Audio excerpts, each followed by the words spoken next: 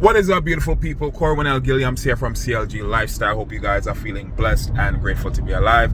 Some people did not wake up this morning, and it's an opportunity for us to be grateful when we really understand the value of the breath of life, and that without it, it doesn't matter what our issues are. It really doesn't matter. I can't imagine someone who has passed away is thinking about anything good, bad, or ugly. So I just encourage you to think on the good things of God, as much as possible. I know that the enemy tries to do a work when it comes to distracting you and having you be doubtful about the promises of God concerning you, and so it's just an opportunity for you to exercise your spiritual muscles, for you to become more and more disciplined when it comes to the expectations that God has for us. He says to meditate on His word day and night, to love the Lord thy God with our whole heart, mind, body, soul,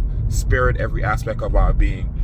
And it shouldn't have to be you being in a situation where you need God. You know what I mean? When you're in a situation where not necessarily you haven't talked to God in a while, but it's just that you're not as thirsty for God, you know what I'm saying, typically. And so there is a situation that arises, or a circumstance that happens, where all of a sudden now you just have this unwavering desire to connect with God and to hear from God. And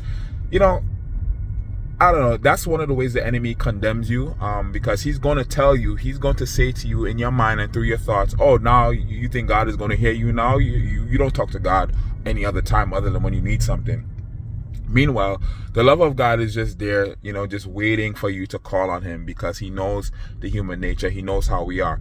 Now, granted, God also knows that there are people who they don't care about Him. They don't love Him, and they think He's a ATM, and whenever there's a financial need or whenever there's a crisis, they want to call on God. But meanwhile, while they're prospering and everything is going well in their lives, they don't